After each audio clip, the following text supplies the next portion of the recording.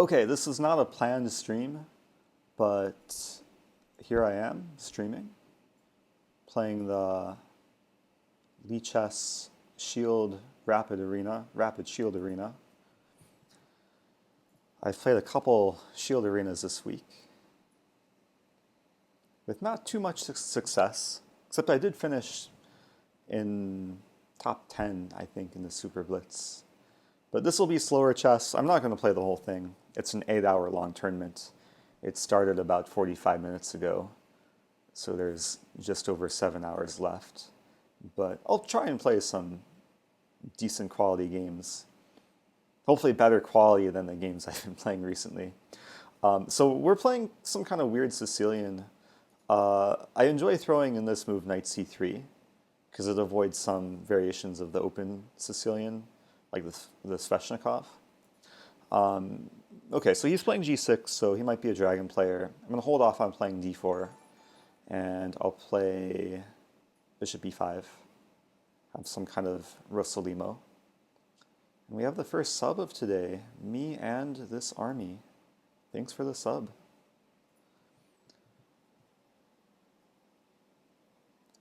Yeah, I'm going to castle. At some point I'll probably take on c6. And hello to people in the chat. Hello, German chess player 99, Valley Ryan, Max Gates, and Noach from Ethiopia. Not too many Ethiopian viewers that I've seen, at least recently. Welcome. So e6 makes me very happy, because the combination of e6 and g6 usually isn't recommended in most Sicilians. And now black has to decide what to take back with. And now I'll play d3. So I gave away the bishop pair, but his bishops don't scare me, especially this bishop. It's hard to activate anytime soon. And there's a typical idea for white, which maybe I should have considered last move, is to play e5, followed by knight e4, really trying to hammer down on these some of these weak squares. So I might consider e5 very soon. There's a move for black, d5, which looks natural. And then sometimes white wants to play like rook b1, knight a4, b3, and bishop a3. Some weird configuration, but it's aimed to target the c5 pawn. So sometimes black is better off playing d6 just to keep c5 defended.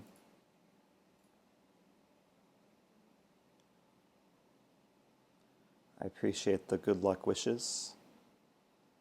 I appreciate all the comments. My uptime is only about 2 minutes so far. Filipino viewers. Well, I have at least one Filipino viewer. I've been asking where people are from, at least more recently. And every time I ask, it seems very, very diverse. So bishop a6, so he's trying to do something. He might want to play c4, but whenever he plays c4, I play d4. So I don't have to go out of my way to stop c4. I'm still intrigued about this e5 move. e5, because it gives away some squares.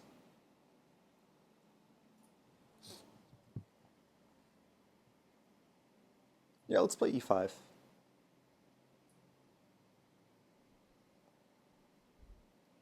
Because I'm a bit more developed than black. So sometimes it's okay. Like when you're more developed, you can start doing things, start attacking quicker. And the combination of my knights and my dark squared bishop is going to be really nice. Like f6, even though it seems defended by a lot of black pieces, could be an issue. And this bishop's just going to be out of play. Like, even if he plays c4, I play d4. And this bishop's sad too. It's one of the things about the bishop pair, at least in a position like this, is that Like the position's closed enough where the knights are just better.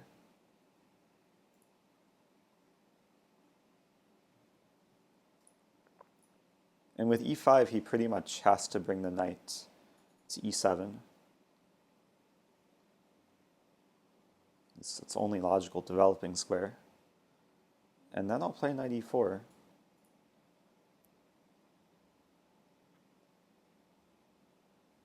He could attack e5 with queen to c7, but then I have bishop f4. So he plays d6, okay. Actually pretty logical. I mean, my first impression is to take and play knight e4 and keep initiative, and then this pawn's going to be very weak.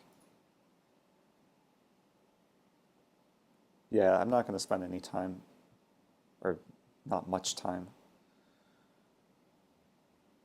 Because if he takes with queen, knight e4, and now the queen's getting kicked, and the queen has to probably stay defending c5. And there's not too many squares to go to. If he plays queen e7, I could consider bishop g5 or bishop e3, or bishop f4 even. Realizing d6 could also be weak.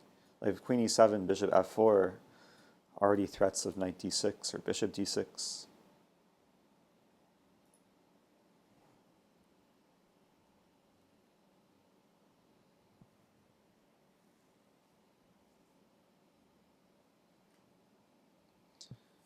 Dark Horse 98, you wrote a PM to me.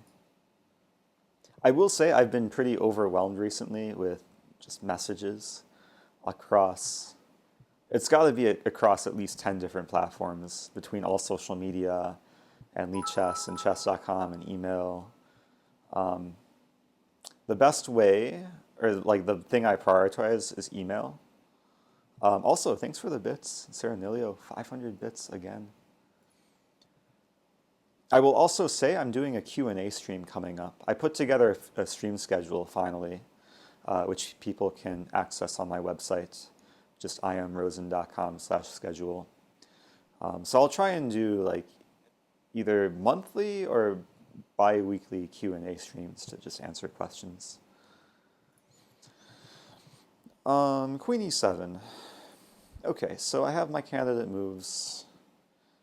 Bishop e3, c4, bishop c5 looks very attractive. Let's just go with that. Oh, he could take on b2, rook b1. That still looks very attractive. Belgium novice with a sub. Thanks for the sub. 8 months in a row. Earlier today, I was designing like sub badges. I might redesign them though. They're chess pieces. Like someone gave me the recommendation in Discord to have like pawn for the lowest level and then work your way up, like knight, bishop, rook.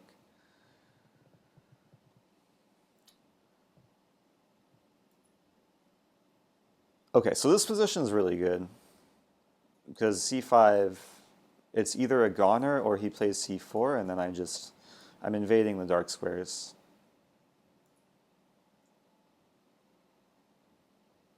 And since the moment I played e takes d6, I'm just keeping initiative. And the initiative, I think, is going to last many more moves. If he takes on b2, I make a threat. I continue making threats while winning things.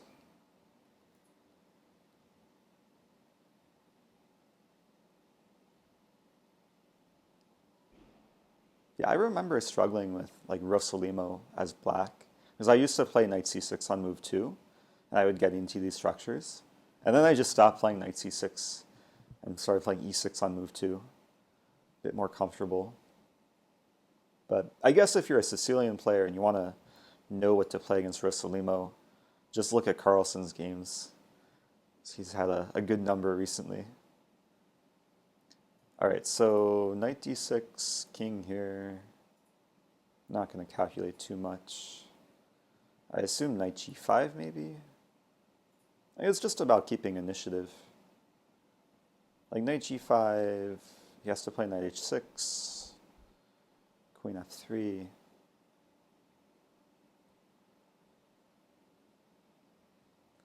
Looking for something a bit more clear. So knight g5, knight h6, queen f3, rook f8. I mean, okay, that looks really good.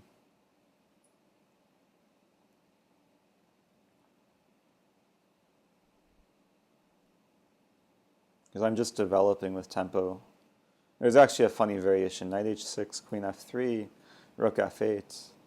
And I take on h7, the rook moves, I move back. And the only way to defend the pawn is to return. So I'm just keeping initiative. Then I could even play like knight e4, or knight takes c4, attacking the rook again.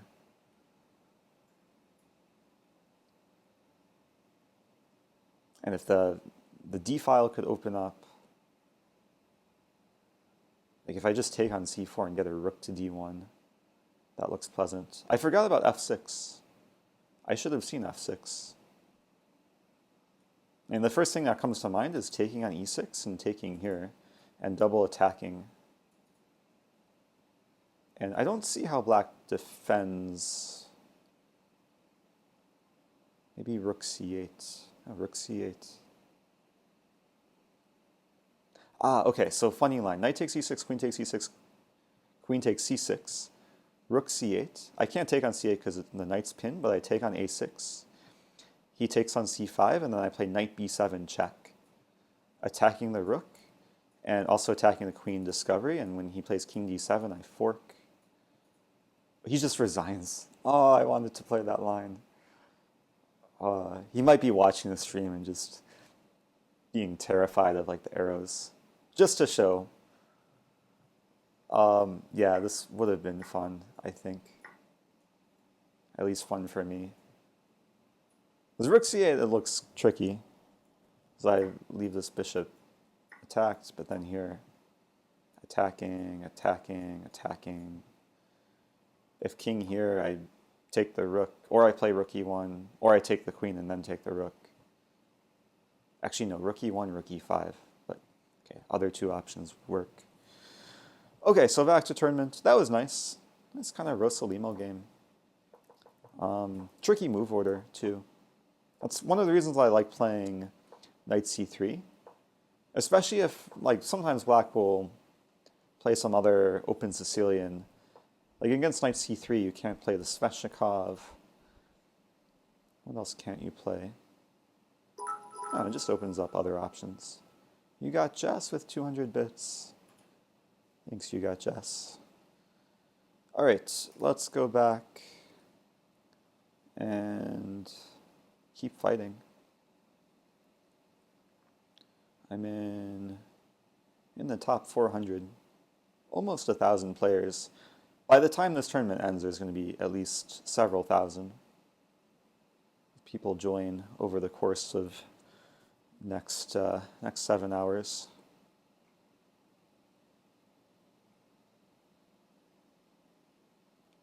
Patrick JMT is back. I should stay overseas. Because yeah, I'm a night person. I'm not a morning person. I'm a bishop person though. But yeah, when I'm overseas, like late evening is early morning in the U.S. Good news is that when I come back to the U.S., I'll be super jet lagged, and I'll still be awake in the mornings, at least for the first week that I'm back. So yeah, the morning streams will continue for a little bit. Let's play another e4. I like e4. Knight f3.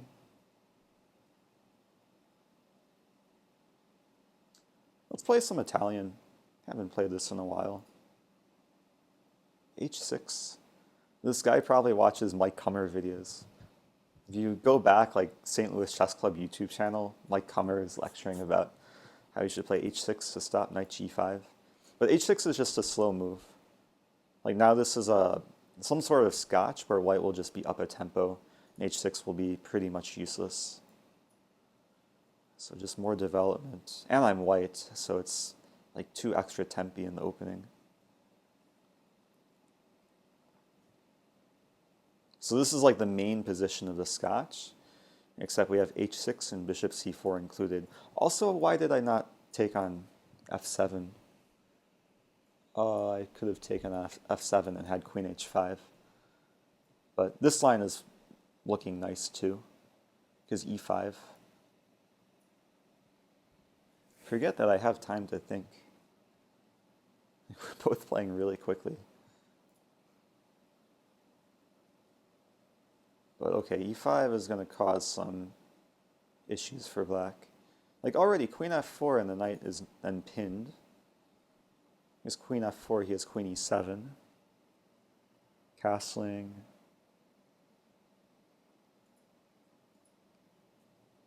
So I don't think I'm winning a piece, but the position will still be very good. It better be very good. The problem with c5 is it's very weakening to these squares and leaves black with a kind of a backward pawn. So someday, if the game lasts so long, I'll get a rook to the half-open d file.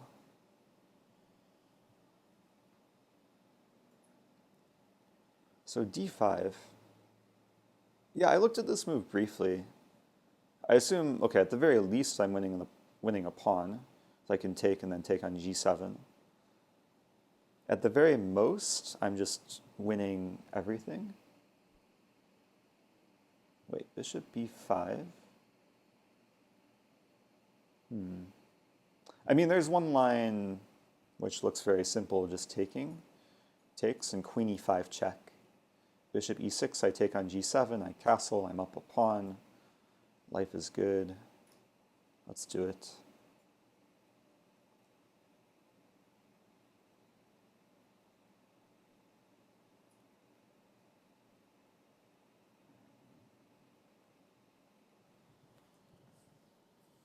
I'm actually considering if he takes, I can play queen e4 also, but that allows king f8. The nice thing about if after taking queen e5, king f8 runs into taking and I fork and I'm promoting, which is very nice. Loafs, I did play in Melbourne. I did decently. I drew my first 4 games or 5 games. I drew my first 4 games, and then I ended up finishing in 3rd, so it was a decent result.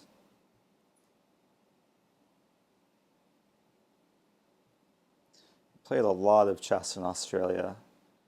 There's 2 back-to-back tournaments with no rest days in between. So it was 18 games. 18 games, and some days had 2 games in one day, so it was pretty exhausting. Okay, so I'm up a pawn. I'm expecting queen g5. If queen g5, I just take, though, and I have knight e4, forking everything. Like, knight e4 would fork both the pawns. It would also fork 2 additional forks, the king and the rook, and also knight d6, the king and all, like, the pawns, and also, yeah. So I'm going to keep my extra pawn advantage, maybe win another pawn. Reminds me slightly of the last game, like my knight coming to e4, exploiting these weak squares. So he resigns. Oh. So 2 games. I think the first game was 15 moves. This game was 14 moves. Next game better be 13 moves. I think my opponents are just watching and they're terrified of the arrows. Has to be the reason why they're resigning. So I'm moved into the top 250. I'm white again. I'm white 3 times in a row. Continue the theme with e4. Another Sicilian. Okay, let's play a closed Sicilian this time. Mix it up a little bit. e6. Usually I like to play f4 if it's like blitz or bullets, but in this case I'll play knight ge2, a bit more flexible. And I'll fianchetto this bishop. So one difference between this and some other variations of knight c3 Sicilian, that the light squared bishop doesn't usually like to be on c4, staring at the pawn. More bits from Jacob Shore. Thanks for the bits. So I've been playing this move order because I want to stay flexible. Like, I'm not sure whether to do this or this. Let's play d4. Have an open Sicilian. I'm curious if my opponent plays this variation against like a normal Sicilian, like knight f3 and immediately d4. Okay, let's play bishop e3.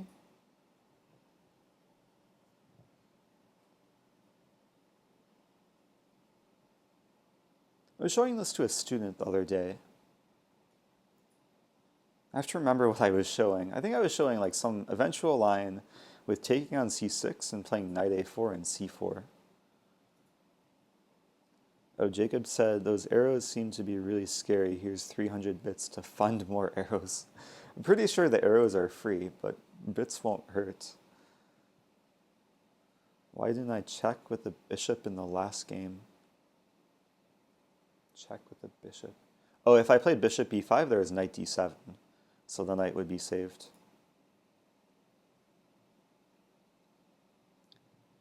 Yeah, so about a month ago, I had a lesson with a student, and I'm pretty sure we went over this exact position.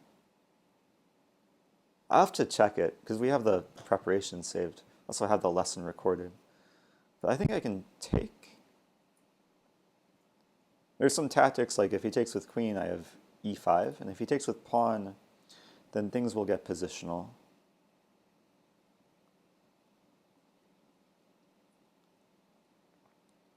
And the combination of knight a4 and c4 really has a purpose to just create some clamp on the position. A lot more positional in nature. Get some like Marazzi bind setup. I think I have to play rook e1. If I can't play c4 immediately, I'll play b3. b3 also undermines the rook.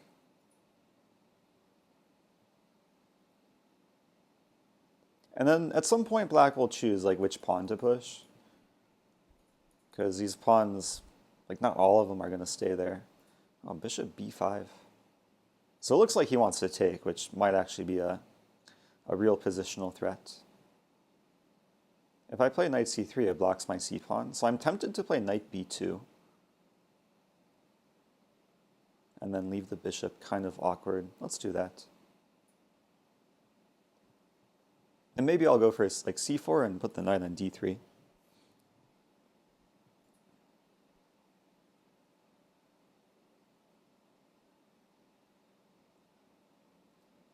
So I'm fianchettoing my knight.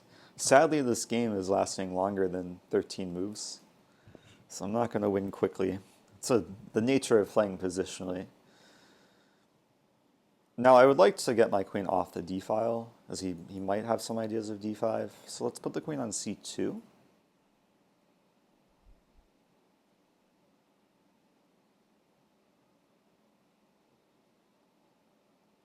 Now d5 shouldn't work for multiple reasons. Is this a free pawn?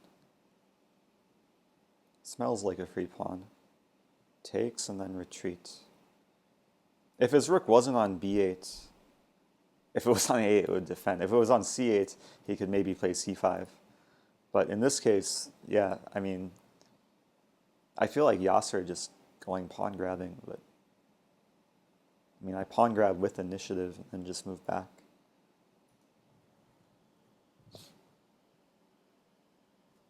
So black gets the a file, but I get a pawn.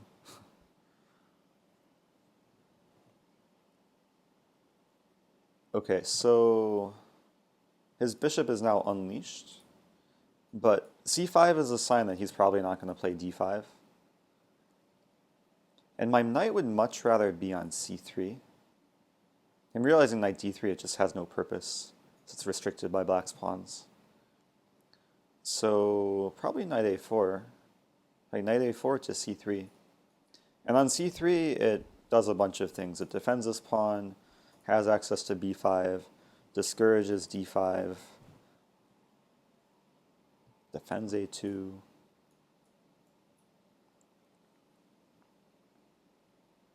And this is kind of the main structure that is expected from this opening, except usually black's pawn is still on a7. And it's a structure where it's like kind of a nice grind where white can then focus on some d-file pressure. Like put the rook on d1. Maybe I'll throw in h3 just to prevent knight g4. And very common, like when the bishop's on e3, you just don't want to deal with knight g4. Not that it would be a huge issue. But I think I can afford to play slowly because I don't see any active play from black. And this is a situation I should be playing more quickly too. Like just play natural moves. Keep improving. Thinking my bishop should be on b2. Because I don't see what it's doing on e3.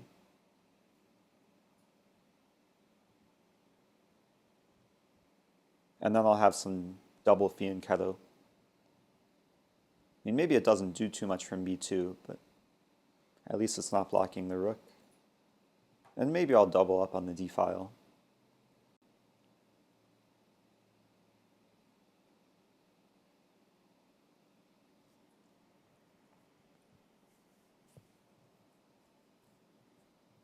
Remember I had a game against, actually the highest rated player I've ever played in a tournament was against Lequang Liem, who actually was a teammate of mine for a couple years at Webster University. And he's top player from Vietnam, I think top like 30 or 40 in the world. And he completely outplayed me with the black pieces. And we had a very similar structure but reversed, where he was the one applying d-file pressure. And he beat me with like a really nice idea, because I like hunkered down and defended. And at some point I put my queen where it was blocking my bishop. And then he played knight d5.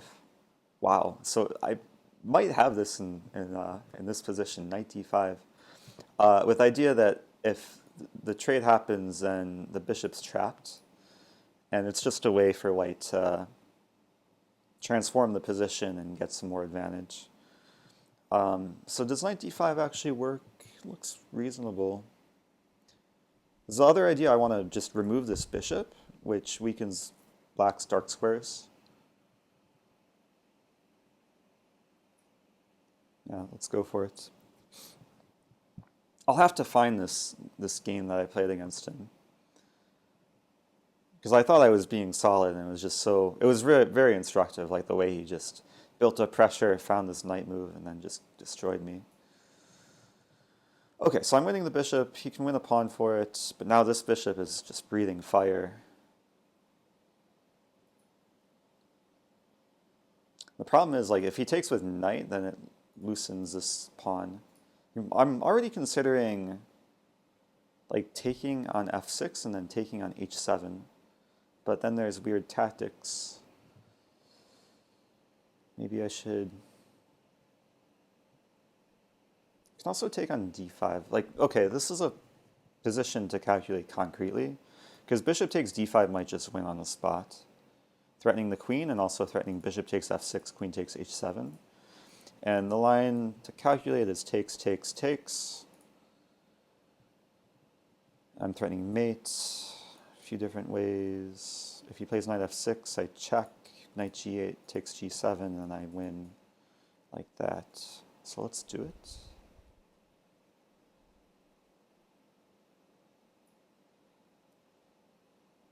I mean, if he moves his queen, I take and win h7, and I'll be up another pawn with some attack.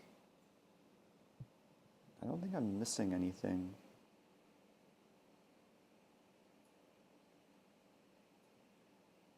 This is coming.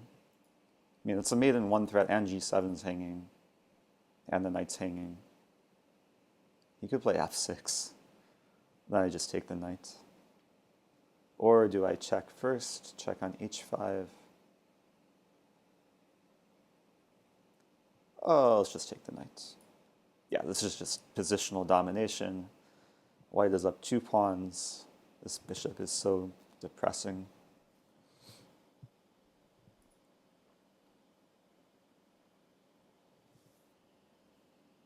Okay, he has counterplay on the queen side, I guess.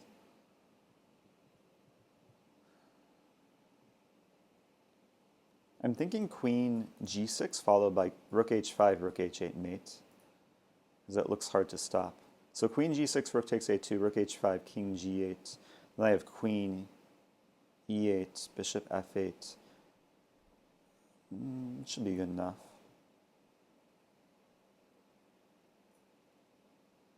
I didn't calculate till the end there, but I mean, with my rook on the e-file, something should work.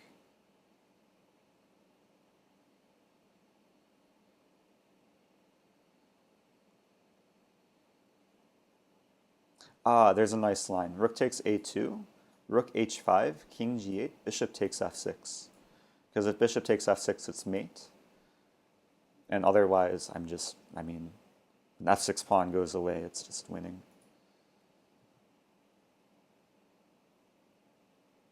Oh, there's also queen h7 ideas.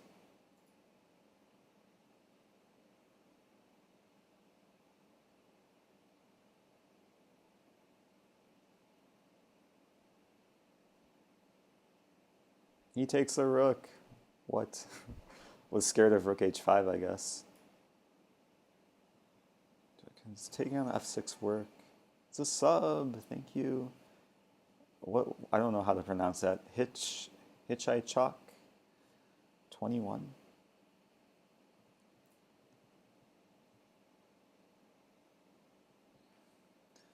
Okay, I don't think there's any need to think too long. I just up a queen. Okay, that was nice. That was a feel-good game. The ideas that I've seen before extended well into the middle game. Like the whole idea of taking on c6 and putting the pawn on c4, and then even later, like pressurizing the d-file, and then knight d5. All ideas which are good to know for the structure. Heart Noodle, thanks for the sub. Or thanks for the bits. And Night Moves, thanks for the sub. Just add blue in the chat.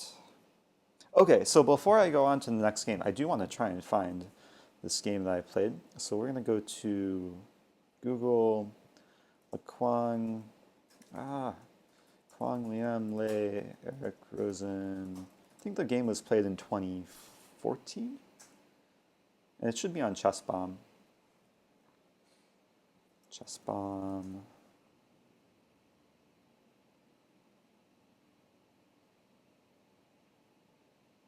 I think this is it. Yeah, this is it. Kwang. So, if you find a game online like this and you can't download the PGN, the best thing to do, if you want to analyze it, because Chess Bomb, like you can't analyze the moves. I'm just going to copy the whole notation, and then I will go back to Lichess. I will make a new study. I'll make it completely public so people, if they want to access it, they can. Getting crushed by a super GM. And then we can just go and paste a notation. This better work. Hey, it worked. And then we can even add names like below the board. Just for the people who aren't watching, like people in the future that stumble upon this study. How do I add the PGN tags? Oh, new tag. So white is me, and black is Lequang Liam. His name, he actually goes by Lim, or Liam. Oh wait, I made that the black rating. Make that the black player. Okay, so now we have the names here. Fix this a little bit. But just to show like how similar this game is to the game that I just played, we're going to zoom through. In the middle game, completely different opening, symmetrical English with early d5. And then we got a structure which should start looking very similar to the position I just had, but reverse. Very similar. Like compare this position to... Okay, I won the A pawn, but like compare this position to this position. Like pretty similar. LeeChess.org is following. Thanks, LeeChess.org. Pretty sure that's the official LeeChess channel, too. Spudge with a sub. Thanks, Spudge. Oh yeah, LeeChess.org in the chat. The only VIP in the chat. I think LeeChess.org is the only VIP on stream, or on my stream. So Queen C2, yeah, okay, so this is where I was hunkering down, I was feeling solid, and then Knight D4 out of nowhere, which I just missed during the game. And it's so strong, because it has ideas of taking both these and then maybe winning D3. Coward pawn with bits. So I took with the bishop, with the idea to play E4. Now this is a good spot if people want to pause and find the best move for black. I had the notation up briefly, but black to move and win material. Such a nice move for black. I'll let people in the chat try and find it before I move on. If I put this on YouTube, the YouTube people can pause the video too. Looks like Loaf's found it. It says BX, which I assume is bishop takes, and there's only one bishop capture. Nirvan Raymond also found it. Yeah, bishop takes E4. It's always like a tactical clue if your bishop is aligned with a queen, and you want to look for ways to exploit it. And I missed this during the game too, that after I take back, or I didn't take back, but if I do take back, this really hurts me. Double attack, and black is winning stuff. So, yeah, he's a good player. I played H3, and it was a sad position. I fought on for a while, but black was just cruising with the A-pawn. Somehow I won the A-pawn, but then he simplified into just a winning endgame up a pawn. Like, all it took was one pawn for black to win. So, okay, if people want to look at this, you can analyze on your own in the LeeChess study. But anyway, let's go back to tournament. I'll play a few more games. Try and keep the streak. Top 200 now. I'm finally black. The first 3 games I was white. Let's play E5. I'm not going to play my normal garbage. I'm just going to play kind of my main repertoire. My main tournament opening is Sicilian, but E5 has at least recently become kind of a secondary line that I play. So I'll play A6. We'll play main line. Knight F6. Bishop E7.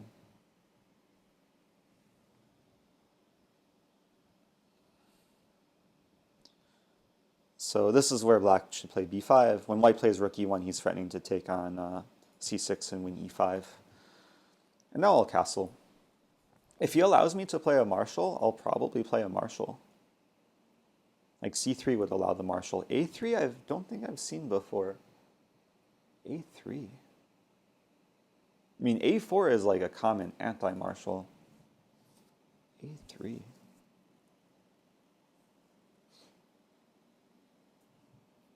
I mean, I'm curious here if like I can still get away with playing a marshal. I don't know how effective it is, because C3 is usually detrimental for white, because it blocks the knight from coming out.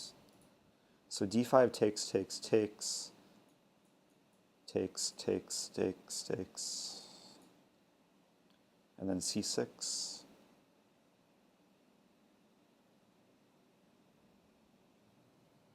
I don't know. I could play bishop B7. Maybe that's reasonable.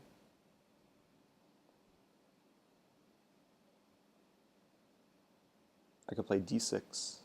I mean, D6 also looks reasonable. Gives up on any martial ideas. Usually when they play a3, they want to put the knight on c3. So I'm trying to like figure out the differences between d6 and bishop b7. Bishop b7, knight c3, knight d4, takes.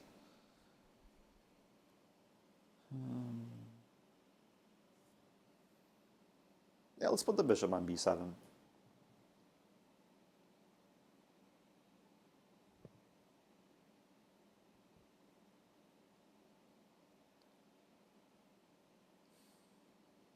Thinking if c3 is played, then I play this. And then it's martial-like. I was a little bit hesitant to play d6 because I didn't want to commit not to playing d5. Captain Riker with a sub. Thanks, Captain Riker. Now I'm thinking again. d5. I could just play this like a briar too. But d5, okay, d5, we trade, he takes, and then I think the move would be, usually I want to play like knight f4, but there I'd probably play queen d6 first. It doesn't seem right. Let's just play d6. We'll have a slow game. Play positional. The briar is a variation, at least in the main line, where black plays knight b8 to d7, which I'll probably go for. Yeah, I'm going to go for that. It feels weird, like undeveloping, but the knight is just better on d7, and the bishop becomes happier. Also allows for maybe c5, maybe c6, restricting the knight.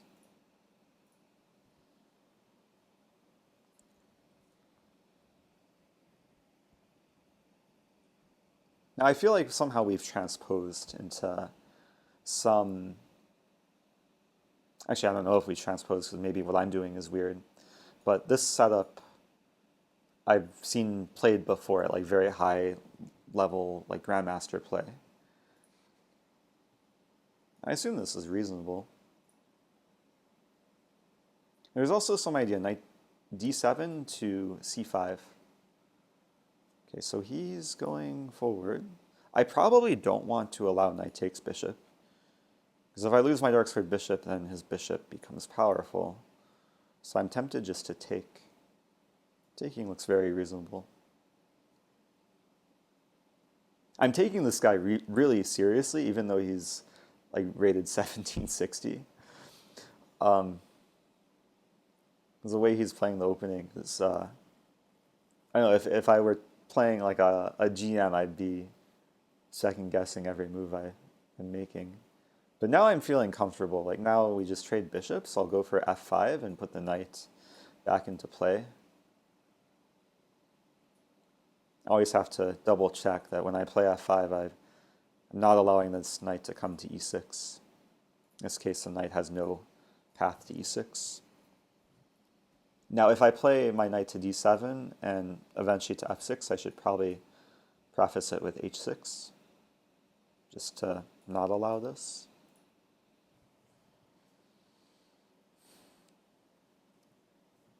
I like the structure. Like this pawn on d5, it controls space, but it's also kind of a weakness.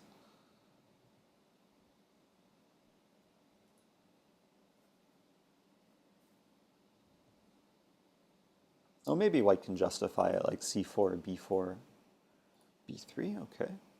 Let's play this.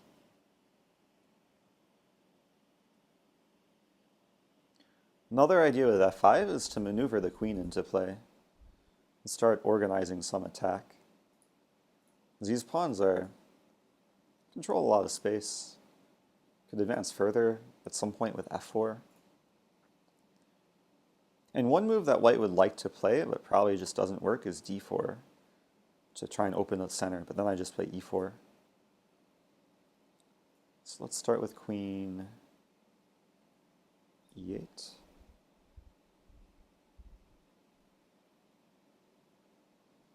Z Nation Chess asking, would this technically be an improved Sveshnikov structure because black has a c pawn to back up the d6 pawn? And the Sveshnikov, what is black missing? Oh, black's missing the c pawn.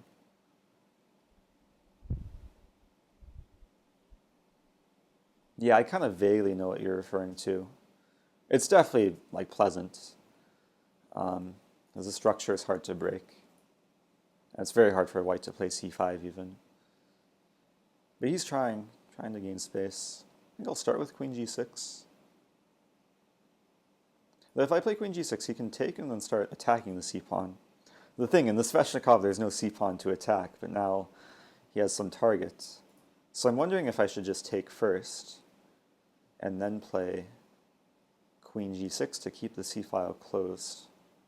Seems a little more attractive, actually. Yeah, let's do it. I'm undoubling white's pawns, so it looks like I'm helping him, but I just want to minimize any initiative for white on the queen side. Well, maybe he'll go for this and this. Oh, every move I should be considering e4. I should also be trying to figure out how I just make threats on the king side. Because I probably don't want to play e4 unless it has some clear purpose. I mean, maybe I want to play f4 first to prepare e4 and then f3.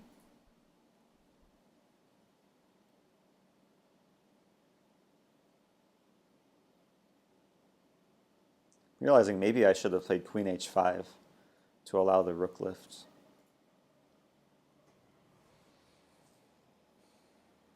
There's also some idea, just like knight f6, knight h5, knight f4.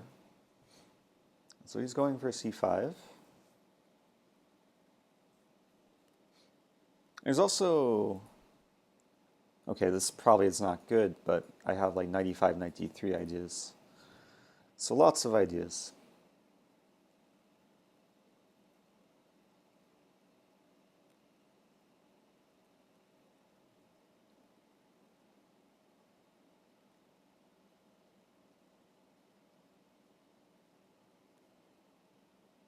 I think I'll play knight f6. Try and improve the knight. I'm liking this maneuver. Also thinking that maybe at some point I could play this, distract the knight into the center, and then go for like some more attack with the knight not defending h2.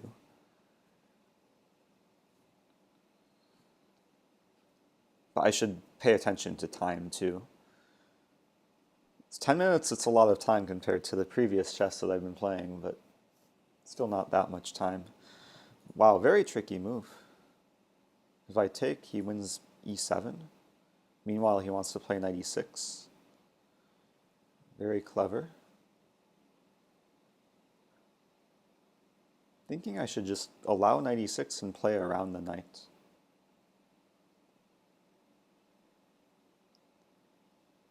What's the best way? Let's start with rook f7.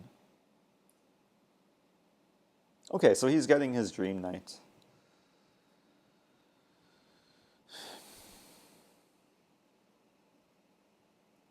There's some crazy line I'm calculating. Knight e6, knight here. Knight takes c7. At the very least, I have rook c8. You could play h3, though. To do...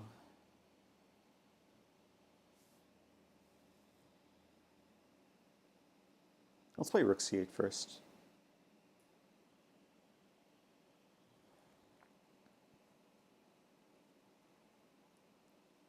Looks awkward.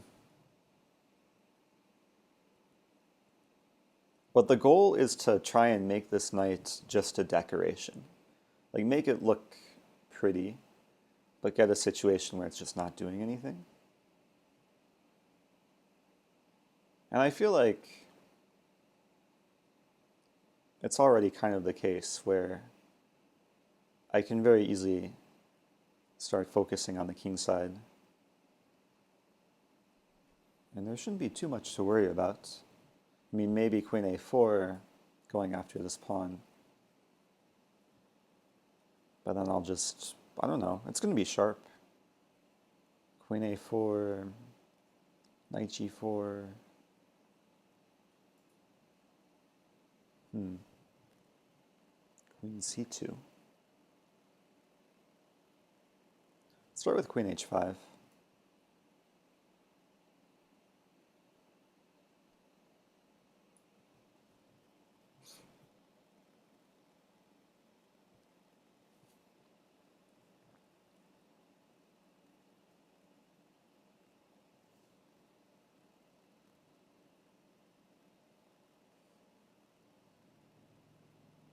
Trying to figure out what my next move is. Because knight g4, it always runs into h3.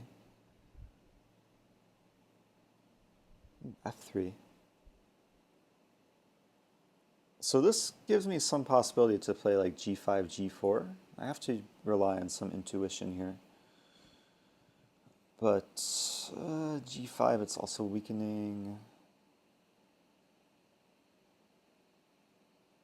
Like queen h4. Allowing knight h5. Let's start with g5.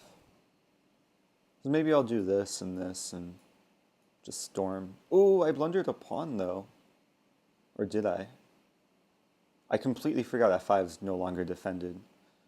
But I might be lucky in the sense that if he takes on f5, I can take on d5, simultaneously attacking the queen and defending my g-pawn. So I think it's okay. So that was a happy accident, assuming he's not destroying me here. But if it works, I'm dislodging, or I should very soon dislodge the knight, maybe even trap the knight.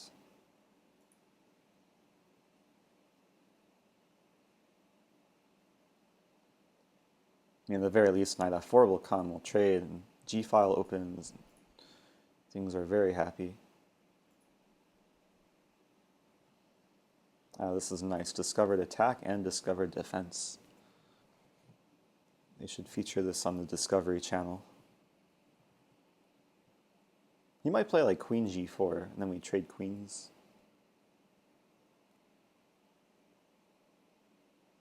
Knight b6.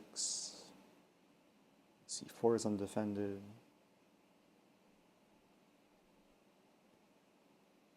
At least he's thinking, and my time advantage is growing. Okay, so we're going to trade queens. Or do I play queen g6? No, my knight's hanging, so I should take. Okay, so this line is going to happen. Knight b6 or knight f4? Knight f4, we trade knights. Knight b6. Oh, knight b6, I'm threatening the pawn. I'm also threatening this. Oh, but then he takes, rook g6. What to do? Let's do this. Keep things interesting and more complex. It's kind of a practical decision. Like, he's a bit lower on time. I feel like I should be better at handling the time scramble. I think what I'll do very soon is play h6.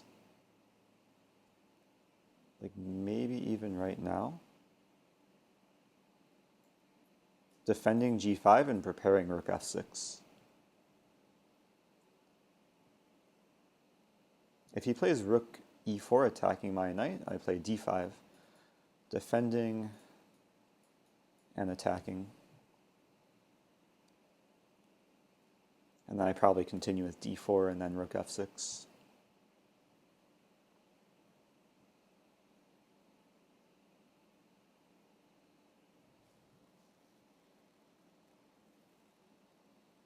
I apologize if I'm putting people to sleep. I hope that's not a bad thing. If anything, hopefully it's a good thing if it's bedtime for some people. Okay, so d4 was my first impression. d4 actually traps the bishop. I was so focused on trapping the knight, but somehow the bishop is unexpectedly trapped. He's probably just going to take and win a piece for a couple pawns. Ah, rook e4.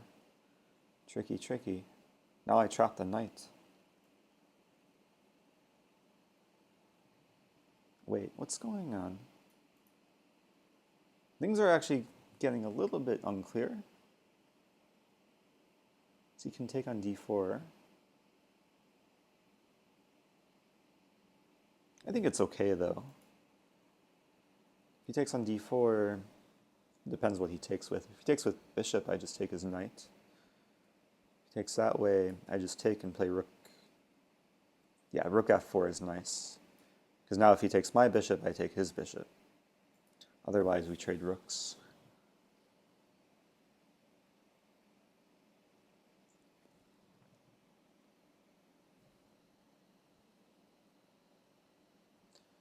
You used to listen to Yasser to fall asleep. I can probably say the same.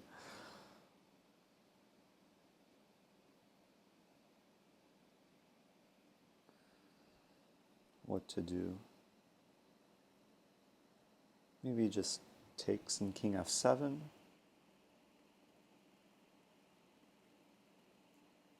His a3 is attacked.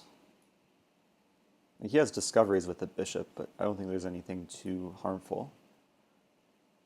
I could take a3, I could play knight d2. Let's take a3. I'll have an outpost on b5.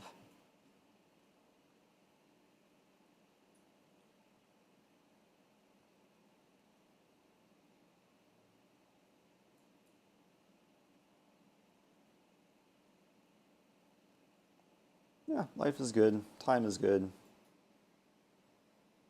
Things are solid.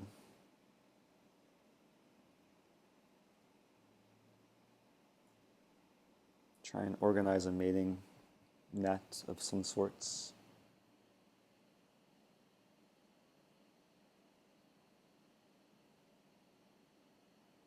Okay, no need to be fancy.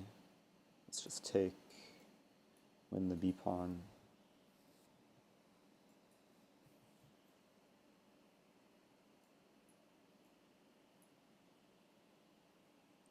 Okay, interesting game. I feel like I should look at the opening. Because a3, I think it's a logical move, but it's rare and I don't play the Spanish enough to be prepared for a move like this. So bishop b7. Wait, let's look at Master's database. I'm going to quiz myself though on like what the most common moves here are.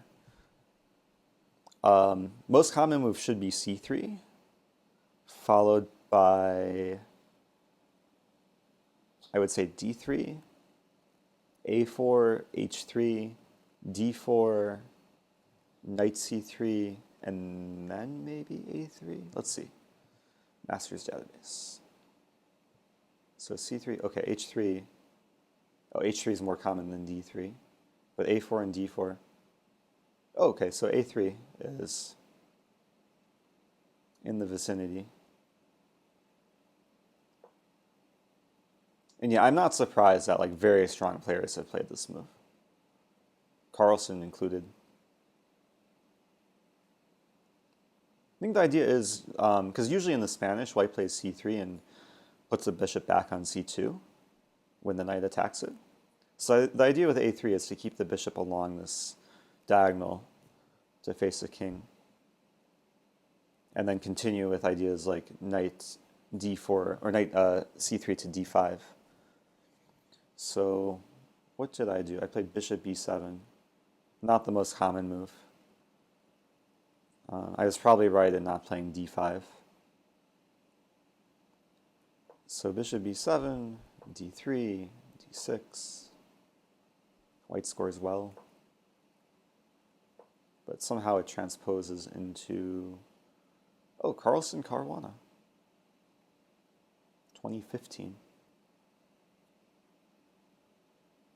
Knight b8, not so common. Real quick, Carlsen Caruana. Queen d7. Looks natural.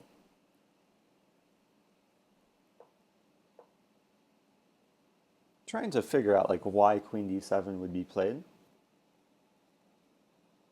I don't know the immediate reason. I mean, it connects the rooks. It looks like a natural move. But I don't know if there's any like details I'm missing.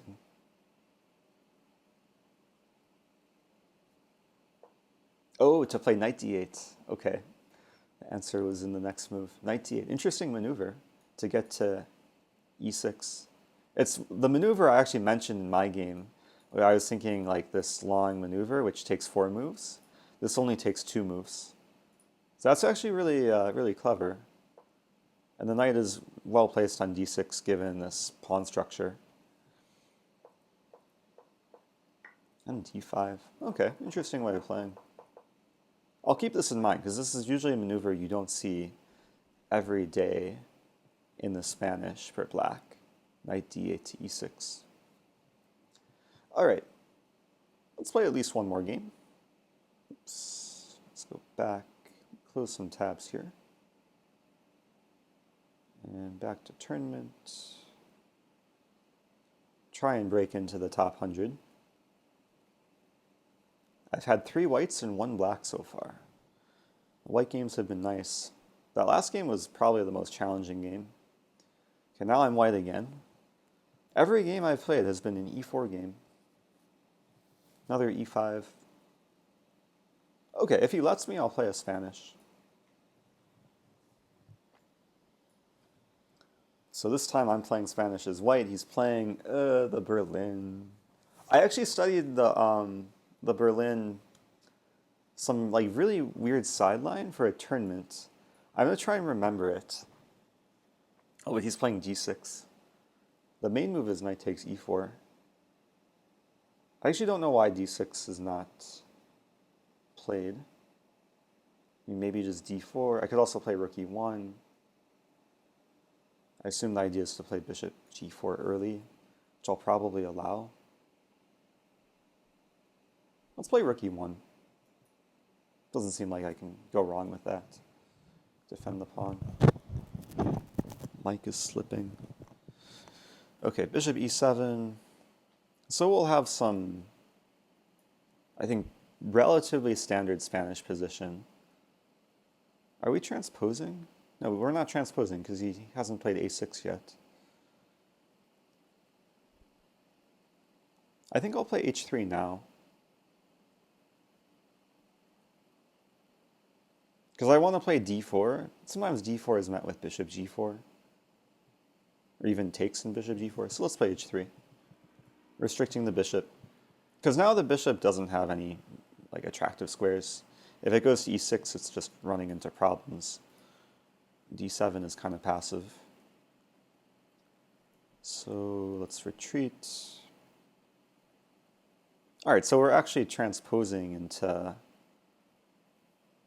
kind of mainline Spanish. Except I've saved a tempo.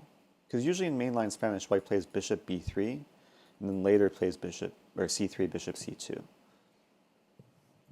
So now I'll play d4, or do I play d3?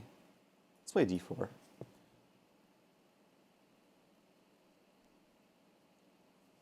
Take. It's common for black to at some point play c5. Okay, I'll play knight d2. And the typical Spanish maneuver is knight f1 to g3. I might go for b3, bishop b2. Looks reasonable. And then the combination, he's letting me take. I'm not going to take though. I was going to say the combination of the bishops and the knights, they can combine well for a kingside attack. And b3 is going to come with tempo too. I'll probably play d5. Just gain space and restrict this bishop. Now the bishop's just staring at a pawn chain, and both black bishops are pretty sad in this position. And at least one of my bishops will be happy. Okay, so he's going for bishop f6. Looks very reasonable, actually. Knight e7, good move. Wanting to go for this e5 square.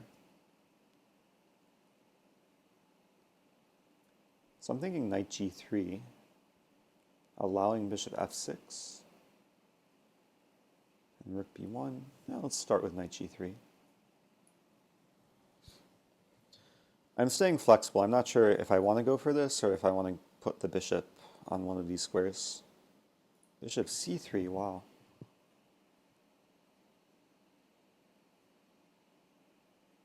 Bishop c3 looks odd. I'm just going to play rook e2. So the bishop should be hit at some point. And black should lose time.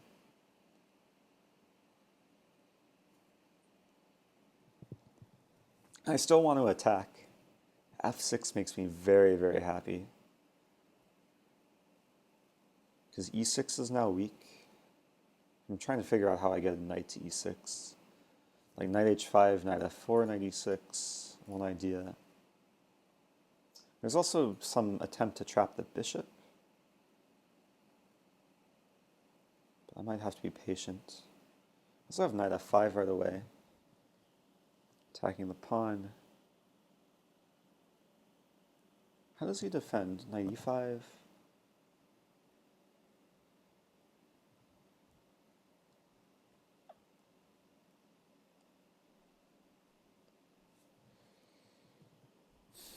I don't want to take too long on this move, but I feel like it's a critical moment.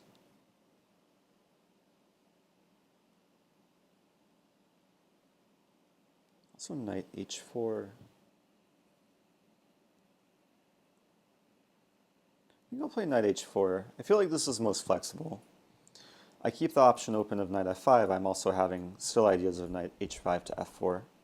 I'm also unleashing the pawn, so if he plays like bishop e5, I can throw in f4.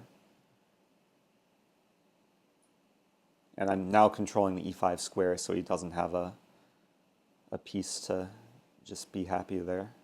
He has a d4 square. Probably king h1.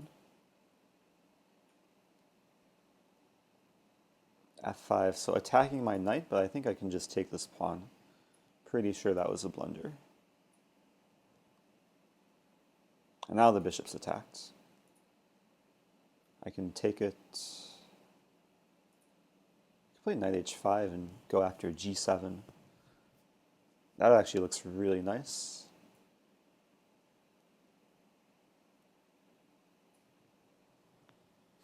Oh wait, I can't win g7 though. I forgot the bishop moves backwards.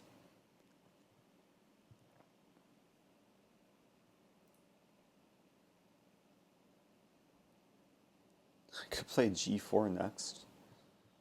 That would be something. I could just take the bishop and then defend the knight.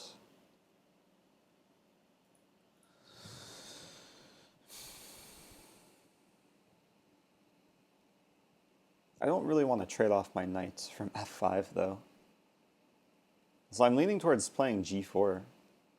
Looks crazy. But let's do it. I don't see anything wrong with it. Maybe he'll play g6.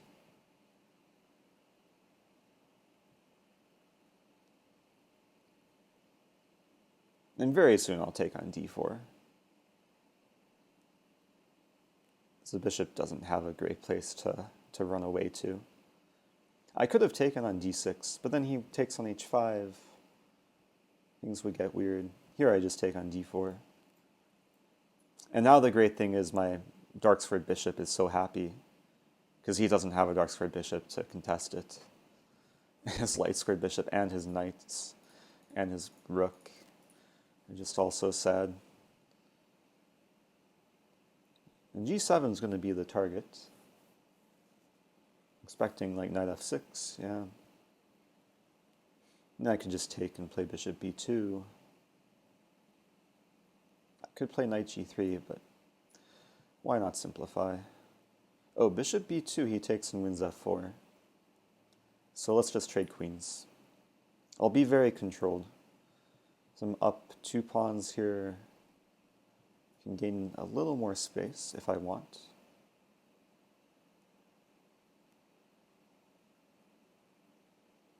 Play bishop b2. I mean, probably the main plan is to control the c file. So let's, oh, bishop b2 loses a pawn. So maybe bishop e3. I'm holding off on playing g5 because I think it helps him improve the rook. He wants his rooks connected to fight for the file. I guess I'll still get the rook to c8. Put the bishop on d3. Now I should move quicker. If rook c8, I probably just trade.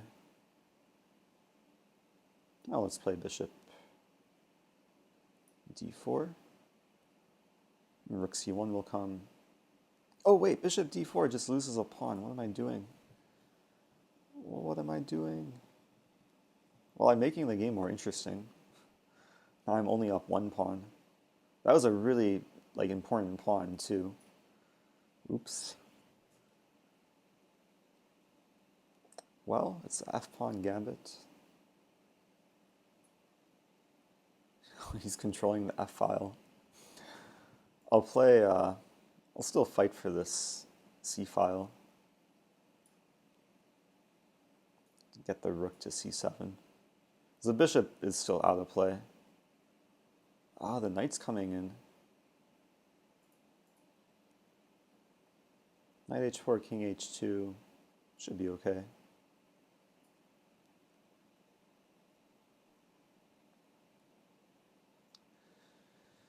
If only I could go back in time. It was so nice when I had the f-pawn. Bishop d4, maybe? Bishop d4 looks fun. So how is he defending g7? If he takes d3, I'm mating him. Or am I? Takes d3, takes king h8, rook. Maybe I'm not. Wow.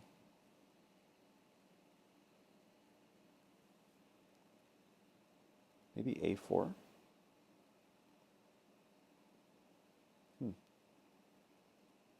Or bishop c2? Does he have a threat? If he doesn't have a threat, I should play bishop c2. Unpinning this bishop.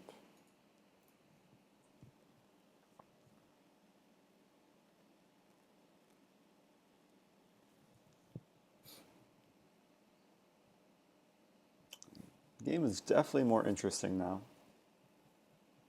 Rook f1. That makes me happy because now I think I have this. Oh, but he has knight f3 check. Scary. Okay, now I'm scared.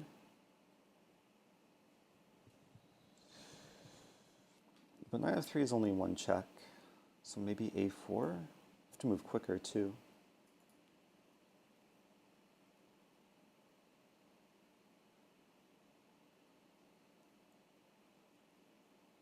Let's play a4.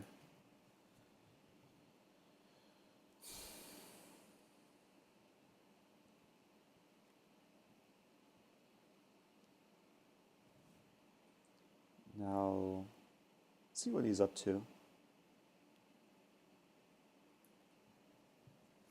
There's one tactical trap in the position, which maybe he'll fall into.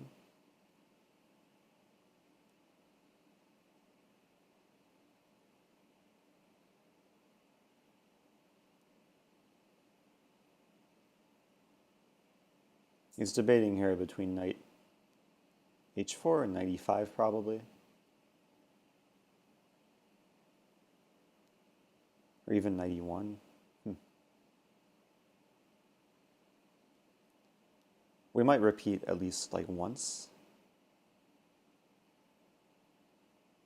So knight h4, king h2. Wondering if maybe he's playing for a win though, with my time situation. A combination of knight plus two rooks can be very scary. At least I'm controlling g1, so there's no immediate mating ideas.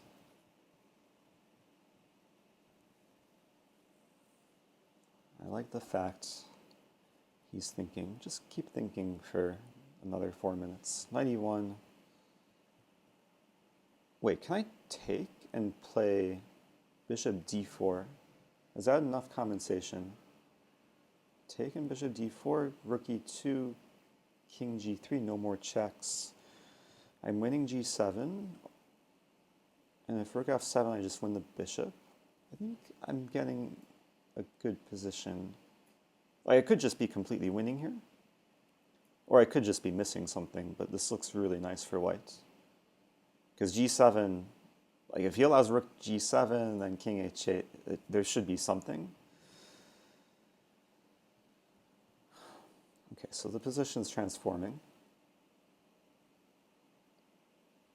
Down the exchange for a pawn temporarily.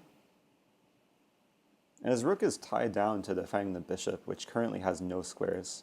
Like all these squares are controlled. And there's no good way to defend g7. I'm expecting he's going to try and bail out with this, like sacking. Oh, but then I still take on g7 and mate him. That's nice. So I don't know what he's going to do.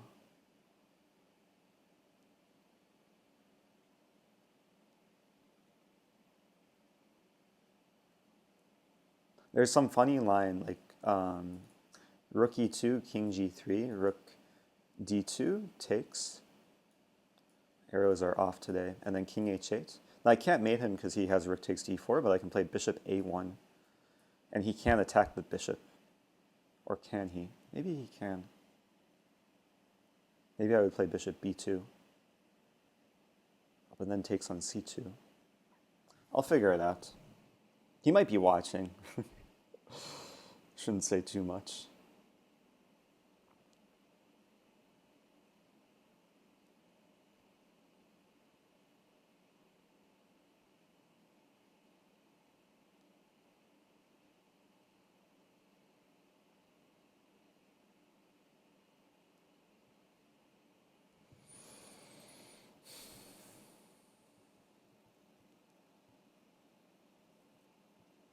I'm still trying to figure out this line, avoiding thinking out loud.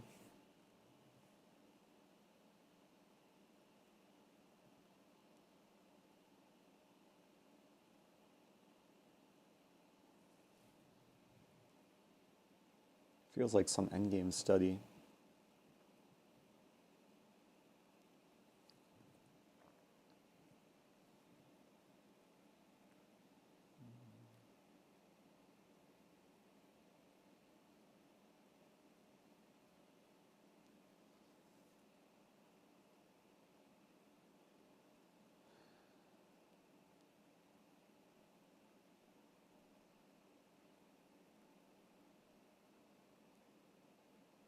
It's crazy lines.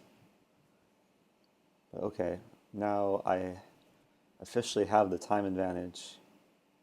Much more fun position to play for white, being up on time. He plays this move, which I kind of forgot about. I think I can just take and move back. And black should still be stuck.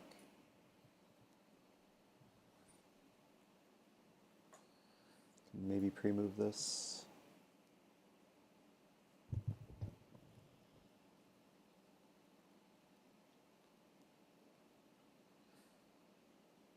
Maybe my king should be improved.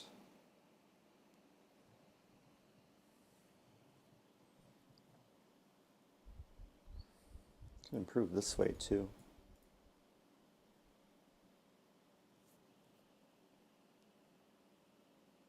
Also some idea of playing this. And then get the bishop in and mate. Or just flag him. h5.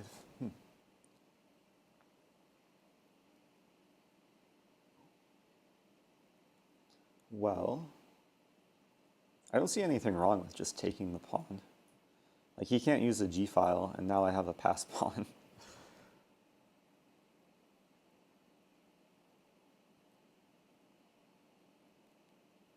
I think that was an attempt to bluff me. And now this is very hard to stop. Threatening mate in 2. This will be a nice finish. I'll play bishop g7 mate. Could promote. But okay. So, not the smoothest finish. There is a line towards the end there, which I was trying to make sense of. And I didn't see a win for white, so I didn't want to say it out loud in case he was watching. But it was in this position.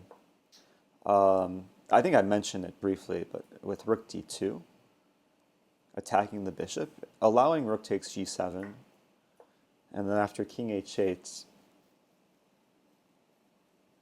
I don't have any immediate wins because whatever rook move I play, he just takes the bishop. So I was thinking bishop a1 with the idea, okay, I'm threatening mate, and he can't attack the bishop with this rook, but he can attack the bishop with the other rook. And my bishop kind of runs out of squares.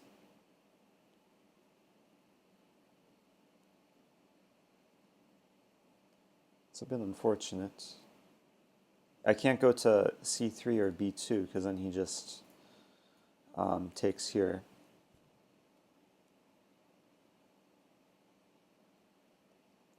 So I don't know what's going on. If he plays rook d2, I think this is the best try. Maybe I take on g7 with the bishop.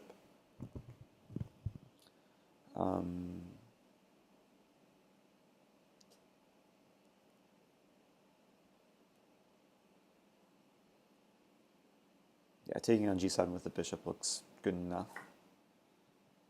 And rook e8, and have 2 pawns for the exchange.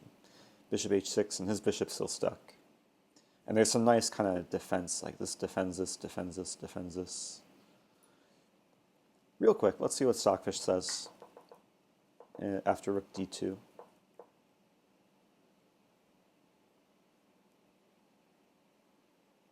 I was showing bishop a1 briefly. Oh, it doesn't like taking on g7.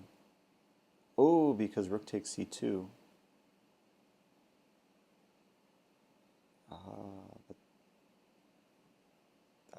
Yeah, that's strong. So it's just saying rook d2. So bishop a1. Or wait, rook takes g7. Doesn't work. So bishop a1 immediately. Wow. Rook f1. Oh, rook f1, I can take the bishop. Yeah, weird position. Should not have blundered f4. Okay, but interesting game. Hopefully that was instructive. At least most of the game shows how to build up this attack on the king side. I kind of forgot that the chat existed, but nice to see people are still here. Recommend something bad to confuse him. I've done that before on stream to try and fake my opponents out who I think might be watching. But then it confuses the viewers too. Okay, so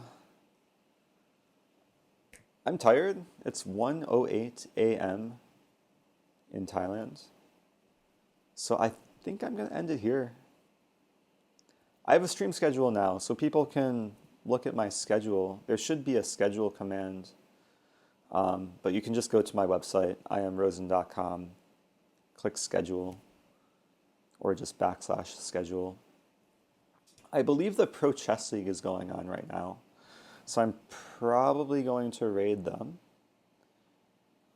So let me just verify Twitch/chess.